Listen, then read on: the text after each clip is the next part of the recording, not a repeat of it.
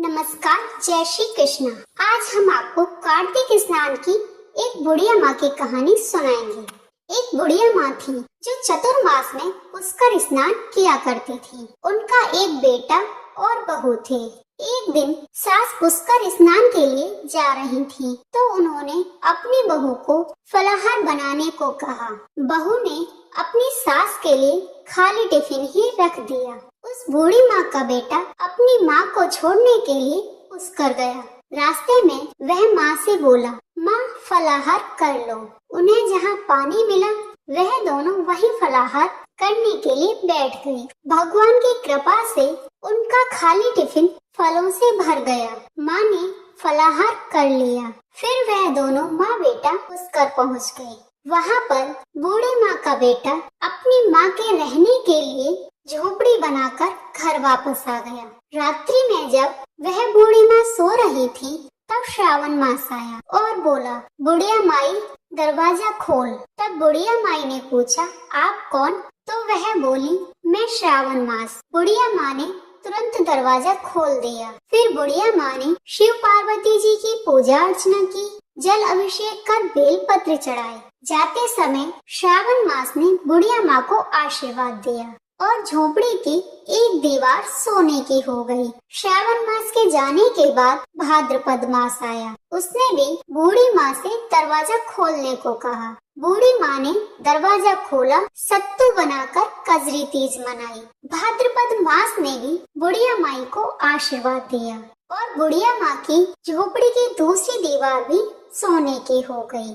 फिर अश्विन मास आया और उसने भी दरवाजा खोलने को कहा। बुढ़िया माई ने अश्विन मास के लिए भी दरवाजा खोला और पितरों का तर्पण कर ब्राह्मण भोज कराकर श्राद्ध किया।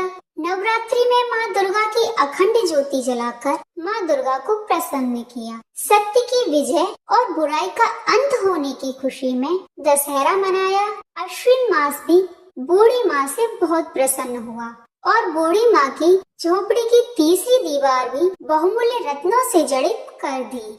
अश्विन मास भी बुढ़िया माँ को सदैव प्रसन्न रहने का आशीर्वाद देकर गया। इन तीनों माह के जाने के बाद कार्तिक मास आया। उसने भी बूढ़ी माँ से दरवाजा खोलने को कहा। बुढ़िया माई ने दरवाजा खोला। अति प्रसन्न मन से बुढ़िया माँ ने कार्तिक स्नान किया, दीपदान कर दिवाली मनाई, गोवर्धन पूजा की, भाई दूज, गोपा अष्टमी और आंवला नवमी मनाई। कार्तिक मास ने जाते समय बूढ़ी माँ को आशीर्वाद दिया और झोपड़ी के स्थान पर महल बन गया। फिर वह बूढ़ी माँ गरीबों की सेवा करती और भजन कीर्तन में अपना समय व्यतीत करने लगी। कुछ समय बाद जब बूढ़ी माँ का बेटा अपनी माँ को लेने आया तो वह बूढ़ी माँ और झोपड़ी को पहचान न सका। तो उसने वहाँ पड़ोसियों से पूछा। उन्होंने उसे उसकी माँ के बारे में बता दिया। फिर उसे उसकी माँ मिल गई और वह दोनों माँ बेटे सारे सामान के साथ घर वापस आ गए। जब वह दोनों घर आ गए तो अपनी सासू माँ के ठाट देखकर बहू के मन में लालच आ गया और उसने भी अपनी माँ को अपने पति से पुष्कर छोड़कर आने को कहा। तो उसका पति अपनी सास को भी पुष्कर छोड़कर आ गया। परंतु बहू की माँ धर्म कर्म में बिल्कुल रुचि नहीं रखती थी। वह 4 समय भोजन करती और दिन भर सोती रहती।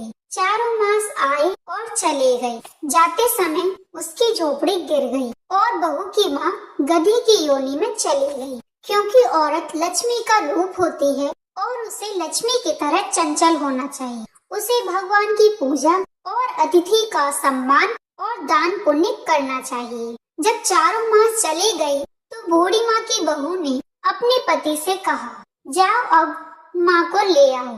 जब उसका पति अपनी सास को लेने गया तो उसे वह कहीं नहीं मिली। लोगों से पूछने पर लोगों ने बताया कि वह तो धर्म कर्म कुछ करती नहीं थी, हमेशा खाती रहती और सोती रहती थी, जिससे वह गधी योनि में चली गई।